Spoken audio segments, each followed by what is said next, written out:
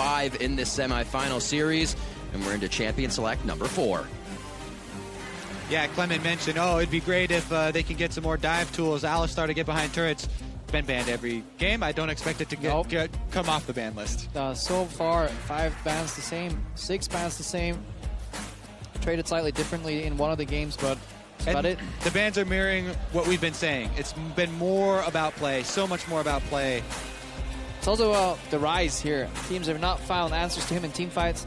The desperate engages from Maple were very telling. And I think in the analysis and a lot of approach here to CLG coming back, we can't forget that Flash Wolves had a very easy finish to that game. Maybe we can talk about variance in the direction that they maybe should have not gotten that far ahead, but they had plenty of gameplay patterns to close out the game. They had an easy bait on the Baron that they just neglected to do, and they're refusing to play towards their win conditions.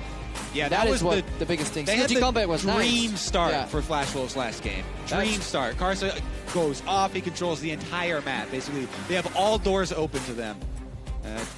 Close them one by one. CLG close each one. With Sona, baby.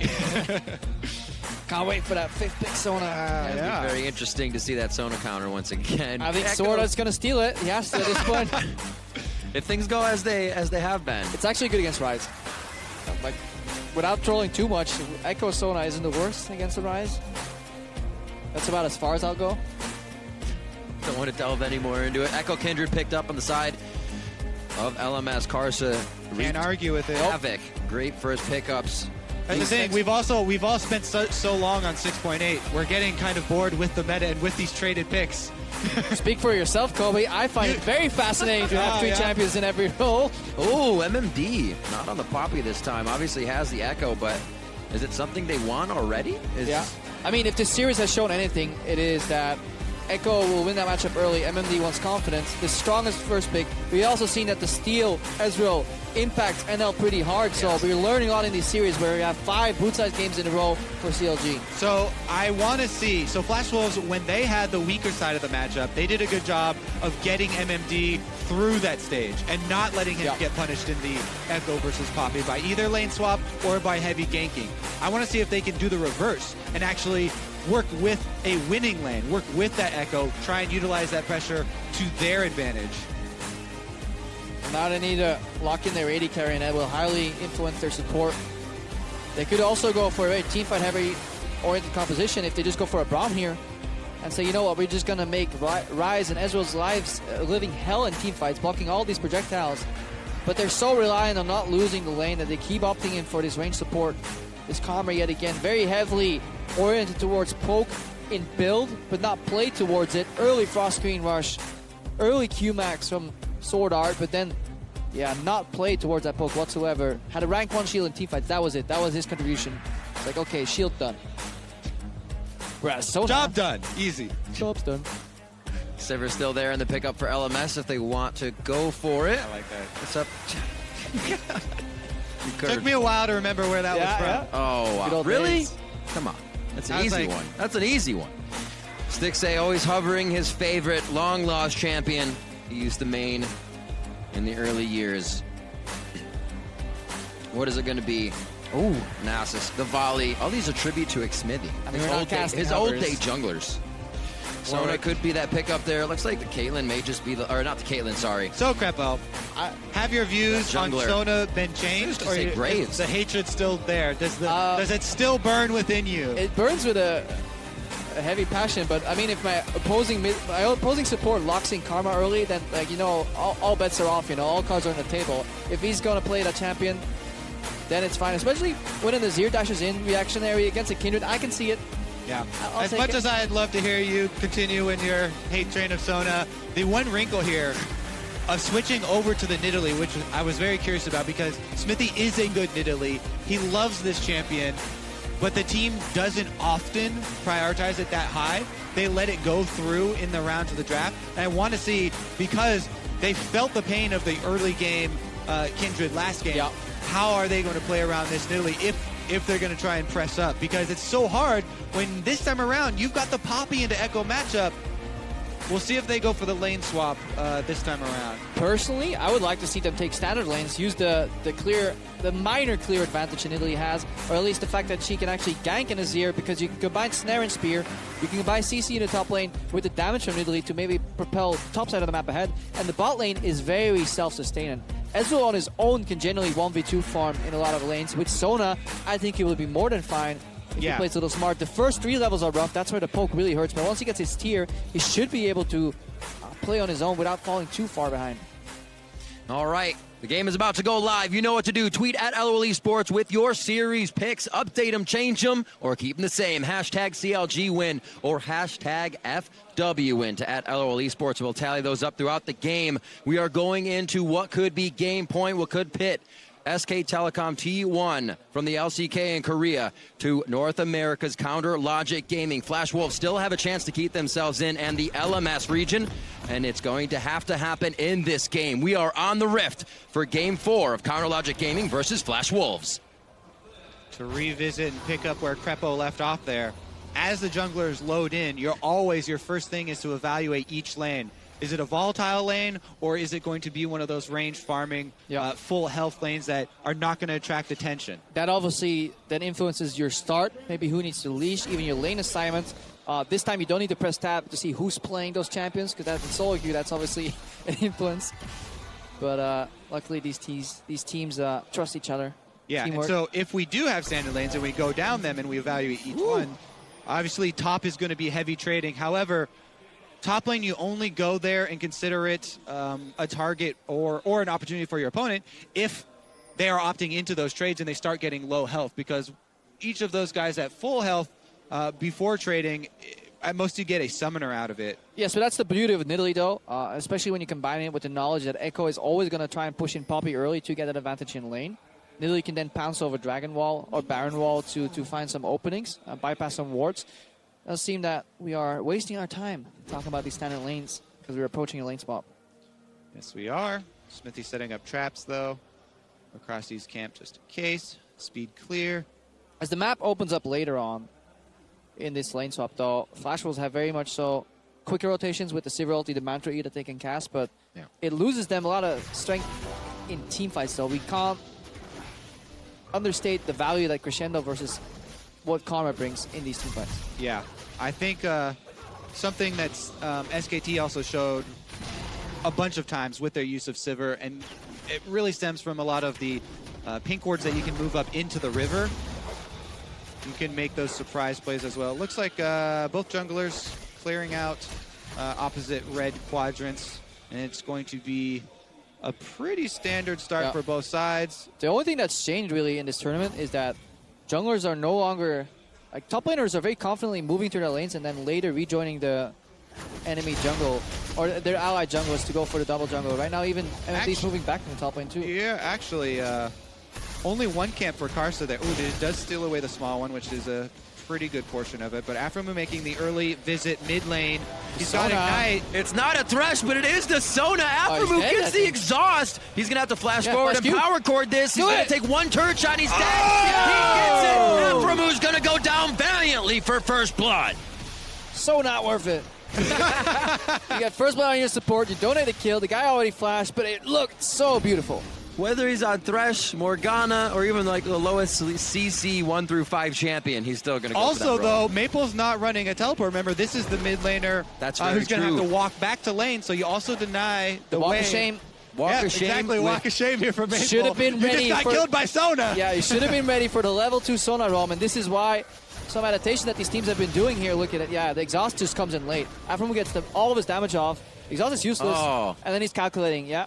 Auto plus Q equals shame. I want a mic check on that one. I'm going for it. I'm doing it. Camping Darshan again. This is something that worked for them earlier. Here comes the teleport to protect, though, and Darshan might die anyway. Looks like he may get out. No, the final hit from Karsa comes in. MMD squeaks his way out, and who he may be left chasing on this. Maple just lost both summoners in mid, and now he gets a bit of free time. Or shame. Darshan this time. Walk away. Step away from the play. You don't have to always min-max here. Safety is important. That was huge for Flash Wolves. Yeah. Karsa once again finds himself a kill on Kindred early. And that buys a lot of time here for Maple to equalize that mid lane, because Huhi, not only does he lose experience, he lost his teleport, so any advantage that he could get in that lane, we'll find out. MMD taking a lot of minion aggro here. Incredibly smart by Flash Wolves to swap these back to standard lanes. Favored them last time, and CLG still thrown off here. Maple gets back to lane. He's still able to go hard here on Huhi. Yeah, Huhi using his teleport bottom takes a big part of the advantage he had in this lane. That was a free base for him. Map been divided. Karsa's in base right now. Smithy setting up for potential dive. Ooh, alerts MMD of his presence. Are they going to get the wall stun into Spear? Nope. No. Yes. He was Darshan stunned. needs to break that tether. Watch the rest of the damage. Oh, very, very... Getting kited through the minions. Xmithie loses a bit more health than he would like. And right now, clean farm by Maple in the mid lane as his wave is pushed. Everything here working for Flash Wolves as they avoid a gank in the bot lane. It's a very weird wall stun there from Darshan. Quite surprised it actually procced. Yeah, I think what you do there is actually, as Smithy, instead of throwing out the early fishing spear, hold it. If you know you're going to go for that dive, just wait for the wall stun, walk up point blank to land and get that extra amount of damage. Huhi in the mid lane is going to be the next target, though. Shield up, Rune Prison's down, but they won't have the chase straight across the map. Huhi knows he has guard and vision to the bot side coming from Xmithie. Yeah, it could have been a bigger turn there if Huhi walked up and we waited potentially for the snare there. Smithy very early on his spears here. Both mid and bot lane. Been mostly the Kindred in his hands for these past games, or that Graves seems to be a few clicks off on the Nidalee. He just got and it's going to be clicks on by Karsa as he picks up another one. That's where you walk over and you kind of like, you just walk on the corpse. Give him the teabag. Oh, Karsa starting off another game, and now it's up to Flash Wolves this game to keep this lead, to not get lackadaisical once they find it, and allow CLG to adapt, to allow Huhi back to the side lanes. We'll see how Karsa can keep the pressure with the rest of the team this time. At this point, CLG need to realize it's not as bad as last game. They're having flashbacks already. Oh my God, this Kindred's going off. They start to panic. You need to remain focused. That poise that we saw last game, they need to have that here, only much earlier. You know, CLG, their motto this tournament has been the respect all, fear none, but their motto a couple of years ago was clear calls, good plans, or some iteration of that. But Darshan's going for it. Oh, one final hit! Their new motto is dive turrets, don't care if I die. Yeah, they had to map the plays and play the map. A couple of years ago, that was the mantra. Which is a great solo queue. That was the Dignitas special, Cutie Pie. Oh, deep. Oh, guys, you're hitting all the right spots. Classic 4-2 game plans. We're going back through the pages of history here, trying to find what is the answer for North America here at MSI. How deep do we need to go? Very prolific Are the dongers being raised? Well, right now, they're quite lowered. Flash Wolves. Not a gold lead, but a map lead, kill lead. They're looking to be able to continuously strangle down with Karsa's lead here. It's a level 6 Xmithie, level 5 Karsa, but he still has to be afraid. Running away. Be afraid. Be very afraid. Running away from somebody with a level advantage on you, like, or disadvantage, that feels like it's not supposed to be like that. What's it feel like, Crepo? As in Italy as well. Yeah, I have the strongest early game jungler in the game in terms of clearing speed. Let me just... Nope, not fighting you. Yeah, you can tell. We talk a lot about the mental state of players in this game, and Karsa right now is absolutely riding high. He feels like he can do anything, and if you have that mentality, you know, it's the thing, you know, fake it till you make it. Just believe that it is true, even though he hadn't gone back and purchased. I like it. It's my approach in casting. Yeah. If I'm here long enough to actually believe I'm... Honestly, though, he doesn't have to fake it. He has 2 kills, so yeah. There's that. Fake it till you make it, and then keep doing the same thing. Karsa stepped up, though, because in games 1 and 2, he was invisible. He locked in that Elise game 1 and did not get any ganks off whatsoever. His Kindred has been outstanding. And they kind of didn't pick that game 1. I'm sure that some of them are thinking, like, what if we just picked it game 1? Because they had the option. They went for the early Azir there. Throughout the entirety of the series, Flashers have been afraid of a second boost side rotation Azir if Ryze was locked in early. But this time, they actually went for the good picks here. They got the highest value top laner, the highest value jungler for their team. Yep. Seemed like coming into this tournament from the spring split for Flash Wolves had. They were almost at a sit-back position. See what all the other regions are bringing to the table. And it wasn't their style. Going more aggressive, finding their own fights and not waiting for a mistake really starts to put them in the lead and really gives them an edge. Like you guys were saying, that confidence to continue going. Karsa's bringing that to the team right now. Darshan helping out in those solo lanes. Got that bottom lane started off 47-48. Went 1-2 there as he did go down in his last kill. The focus here for Flash Wolves and Sword Art on getting this deep vision on the top side of the map for themselves. Setting themselves up for a possible play. Just the advantage of having the push control. You know, push wave, leave the lane, potentially roll mid. If somebody reacts, you back off and go for the vision anyways. If they don't react, they likely don't have wards. So you get to pry away. A couple of stabs, maybe one of them hit. Meanwhile, Stixay is just fine getting pressed in. All they're looking for is lasting at turret. He's stacking up. Afromove's getting his sights on as well. At least CLG trying to get defensive vision back at the moment. They've actually been able to kill 2 pink wards up on that top side as well. Meanwhile, jungler focus has been opposite here. Ward Wars continues. Ward Wars plus, you know, the extra gold there for the Spell Thieves procs. Who can get the... Oh, cashing in, baby. Stixay is farming. Well, there was a fight. Yeah, thanks. Well, there was a fight for that ward. There are some pretty deep wards still placed by Flash Wolves if they want to try to get something going on the top side here. Karsa back towards the mid lane. Maple and Huhi kind of standing side by side there. It usually means Azir wants to start getting a fight going once they take that position, and Huhi recognizes, clears his wave, and gets out of danger.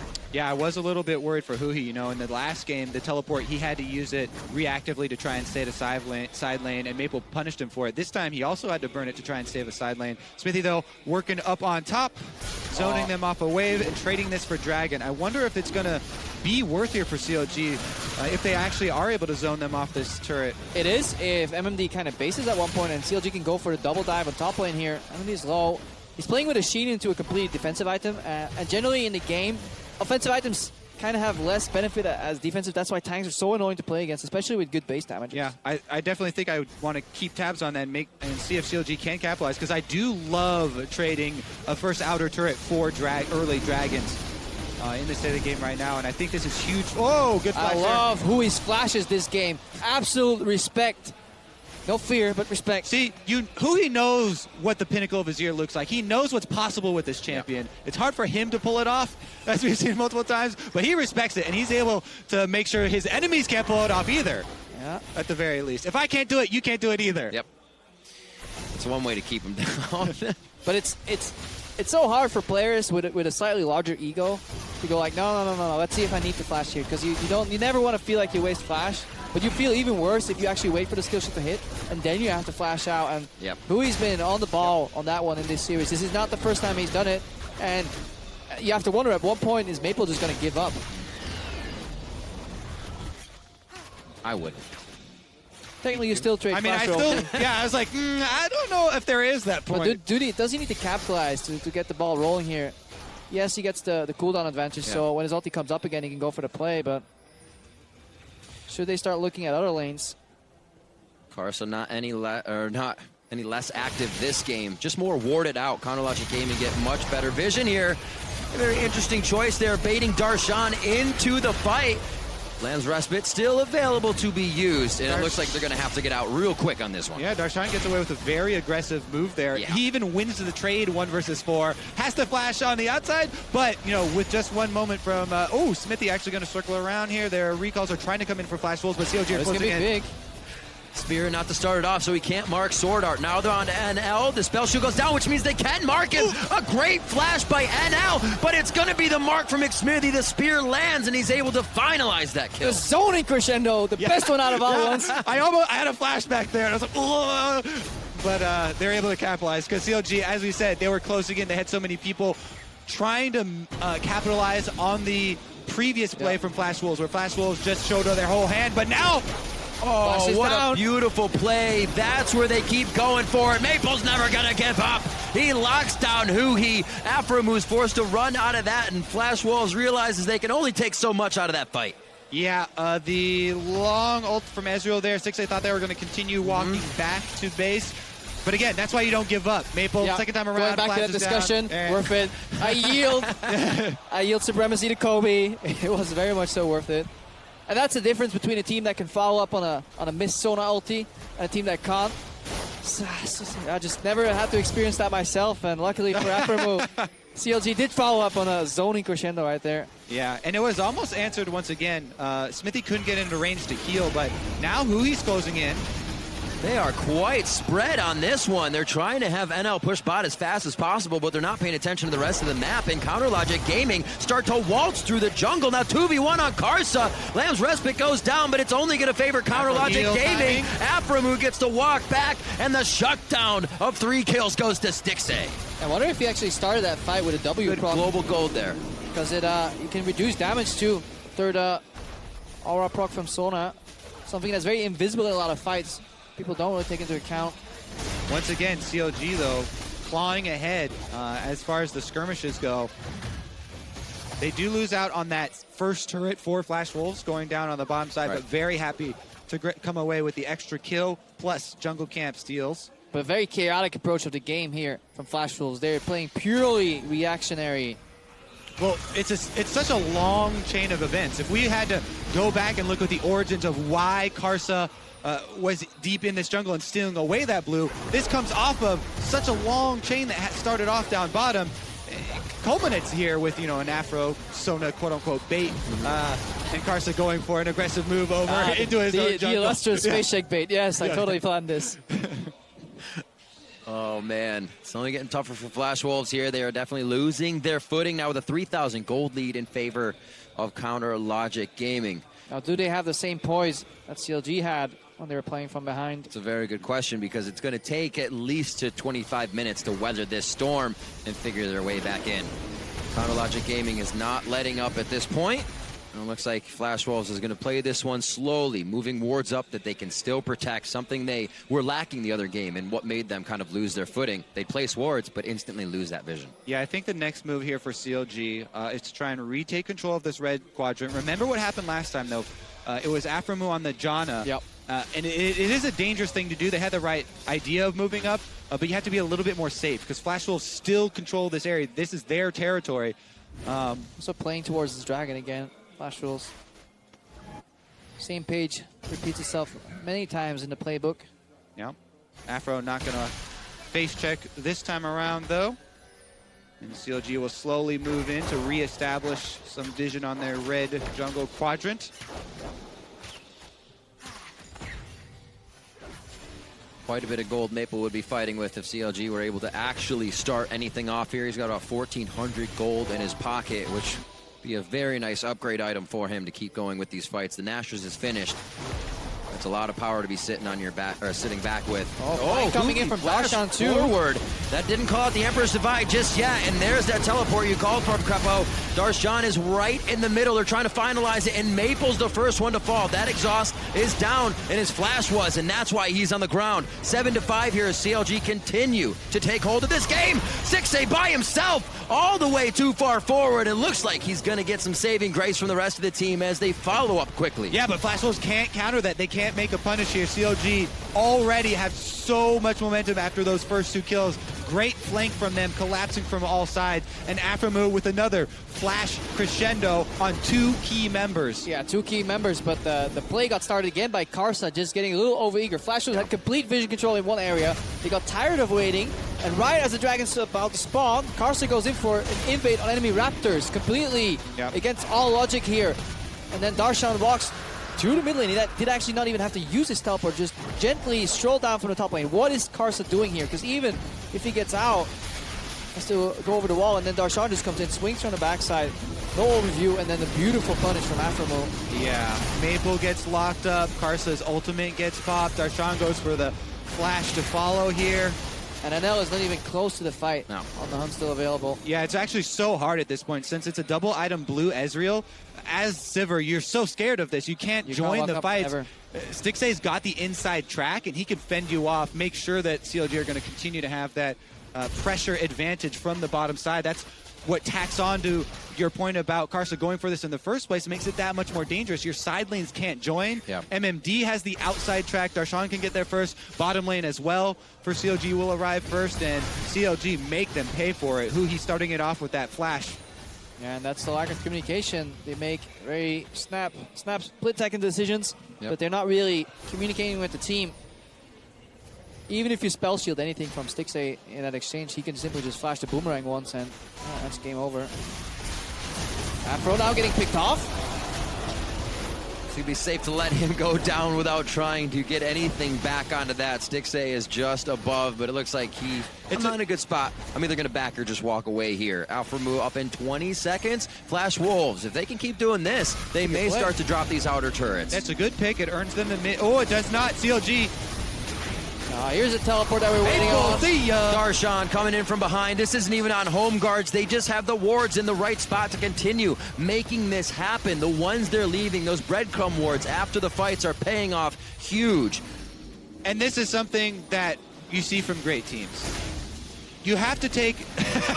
Well, facing adversity. Well, so here's the thing. You have to not just look at the numbers, right? You have to use...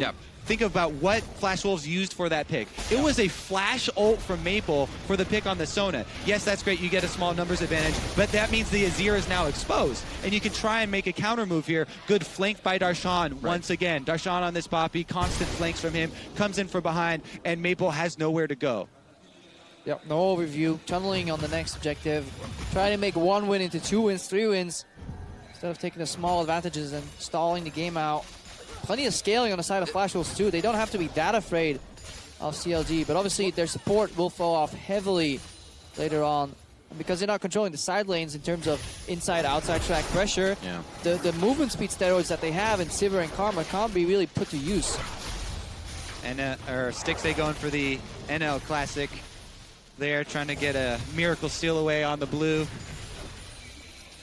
Good play if it works. Absolute waste if it doesn't. God play if it works. And a meh if it doesn't. Try.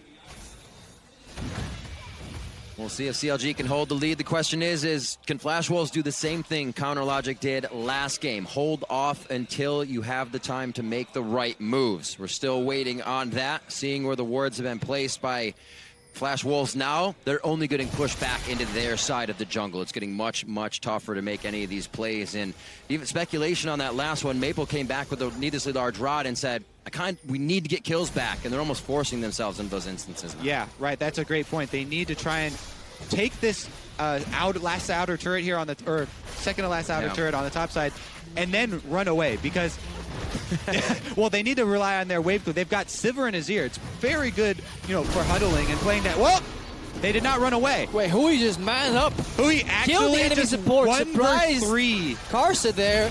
And obviously CLG is going to say, thank you very much. We'll take control of the bot side. And everyone's dying for Flash Wolves off camera. Stixay is able to go. Onto Azir. Flash crescendo. The beauty.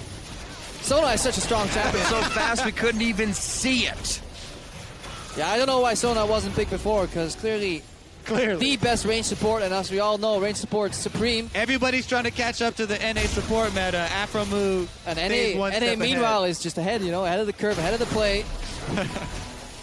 Oh man, going for the mid turret now, 130 on that dragon, and CLG don't even have eyes to turn around right now. They're looking to keep these waves slightly pushed. Bottom wave is pushing in nicely, and Darshan's already there, taking down MMD. Xmithie may just make his way around the side, but they'll play it safe, and they'll play it for the turret damage. All right, so CLG are going to continue and look like they want to finish this siege on the turret, but to return to your previous discussion, Riv, of looking at what Flash Wolves can do to try and hold on to this, they've actually made a lot of mistakes in overextending and allowing Darshan to get these flanks that really CLG heavily rely upon.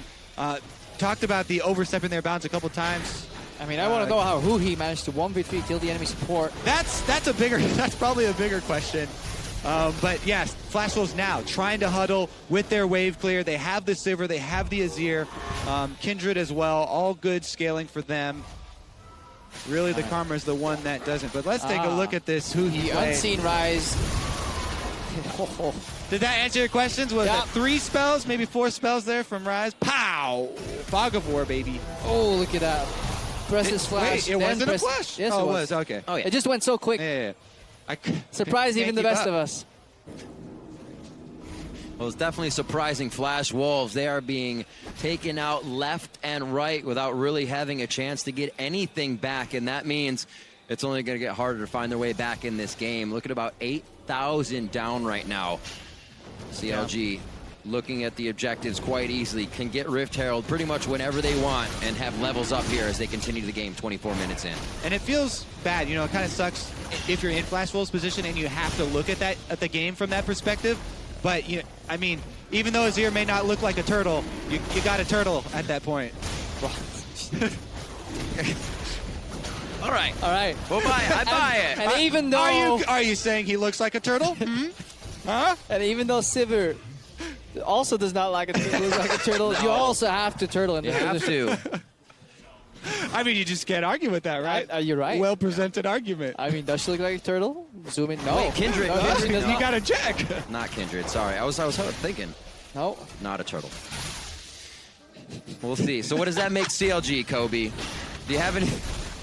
A bald eagle, of course, Rich. Oh, there you go. I don't even know why I had to ask.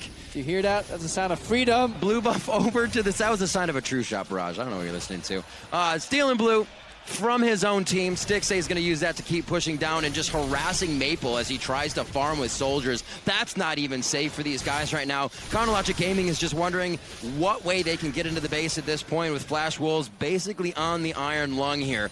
It is going to be tough for them to get back in. MMD pushing on the other side, and CLG is getting the 1-3-1 they want already. Yeah, you can see Flash Wolves, they're trying to play off their true set. They have pink wards in the topside jungle. Maybe they were hoping for some snag here on a CLG member, overextending. CLG not going to give it to them, though. Yeah. There they are, the coaching staff. It was a very scrappy game here.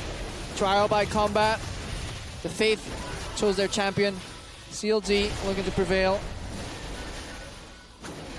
Poking at Baron here. Don't throw. That's the only thing. Pull in Flash Wolves. This is the one window where Flash Wolves can commit. That's why, but it's an elaborate ruse, a distraction.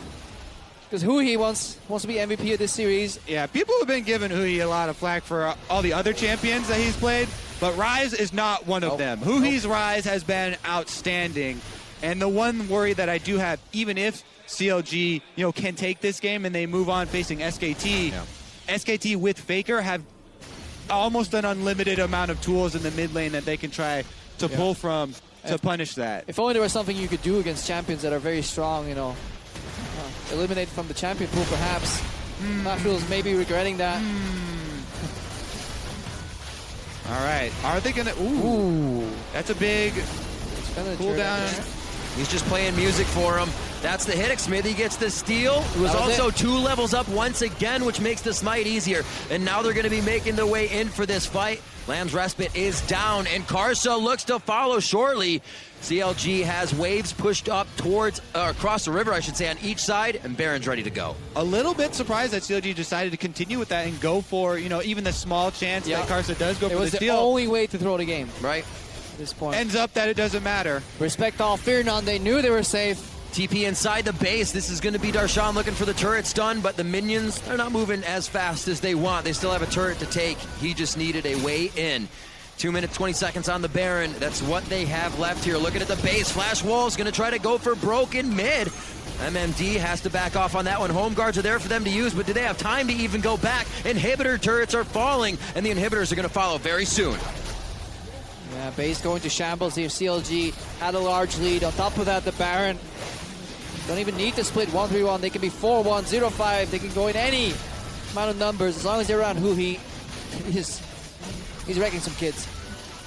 That was hard math to follow. Yeah. TLDR does not matter. If Ryze equals victory. Incredibly methodical here once they found their stride. Counter Logic Gaming not giving an inch after they find the lead, and now 28 minutes in, only one inhibitor turret stands tall for Flash Wolves. The Nexus turrets after that are the only ones left on the map. Flash Wolves, though, they can feel good about what they've accomplished here at MSI. Let's take a look at this. And again, this is a little bit questionable for CLG, but, even though there is a chance there, Karsa goes in, he gets ejected. Smithy's able I mean, it was the difference of one auto attack. Yeah, Smithy was able to secure it very, very close there. In the end, though, CLG make it look like it didn't matter, and they're able to chase them off and get the kills afterwards as well. But yeah, Flash Wolves, they can be very proud of what they accomplished at MSI. Their main goal, to get that #1 seed, moving towards Worlds. They were able to do that. And stole it from Europe. I mean, Europe kind of handed over to them. Right out of your pockets. Yeah. Earned from Europe, I would say. Handed it over on a silver vacation platter. Sadly enough. But they played well. They surprised. They did incredibly well in the LMS overall. 6-0 convincingly stomped HQ, their rivals over there. Ever since LMS got made last year. Finally bested them. A lot of people thought they would see Westor and Chowie once again coming through the mid lane for AHQ, but Flash Wolves, it was Maple, the rest of the team coming up huge. They found it a little bit coming into that game 3, but it seemed to have just fizzled out here. I mean, same for CLG though, the entire season, despite changing the roster here. Going in for the final team fight. This is going to be a go for broke. Flash Wolves looking to put everything on the table. He is the man under the Nexus turrets, and he will get shut down. But Counter Logic Gaming has full reign of the base, and they're taking down Flash Wolves. They're looking ahead now to that final day if they can drop the Nexus here. 15-7, coming up on 30 minutes, and they seem to be able to take one Nexus turret. Flash Wolves trying their damnedest to prevent this and stay alive for one last game, but it's not going to happen. SK Telecom T1 will face Counter Logic Gaming at the Mid-Season Invitational Finals for both teams to get their first chance at the championship win tomorrow. North America will be represented in a Riot-hosted major finals. Unprecedented here, and Counter Logic Gaming will be able to represent their region with pride. And even farther than North America, just for the CLG organization, this has to feel good because they had a very troubling time Season 3, losing, I mean, a really good sister team for one, but then also just losing kind of control of the North American market, both for popularity and performance to TSM. And they bested TSM last year, finals. This year in the finals, they go to an international tournament, and for the first time in a very long time, they consistently deliver. CLG have always had their ups and downs, constantly having to prove themselves over and over again, even more recently this year after the very questionable roster changes in the offseason. Pobelter and Double Lift gone, and CLG's one of their biggest goals was to prove that rebuilding and focusing purely on team was worth it. And what are the chances that those changes were the ones they could almost lean on the most when it counted at an international tournament? Huhi's rise, Stixay's overall performance here. But you got to look at the infrastructure, and I had a chance to talk to some of the men behind. That's a good point. CLG as well, and what they've put in terms of scheduling, even stuff as just around the team, health, food being made for them healthy every day by a chef. Like every little thing counts here. Focus on this mentality aspect. Aframu as well, fantastic leader, fantastic player, calm, collected shot caller. Yeah, we always want to point to the new guys and how well, because that's the question mark. But you don't even just have to look at the question marks for the teams coming in. It was always the solid combo of Aframu and Darshan. These guys work so well together. They're able to raise up the rest of the team around them. Aframu is one of the all-time great leaders in League of Legends. And you can't forget the guy who used to play the Nasus, the Sejuani, to be a base tank, to just come out of the jungle and be something the solo lanes could fight with, is now the guy making plays. Like Smithy has been coming up huge. He did what many other junglers in the North American LCS couldn't. He survived the memes. And he went on to become a good, strong, independent jungler that need no memes, and he actually delivered. Very underrated in this tournament. Did a lot for CLG, a lot of invisible hidden work, I feel.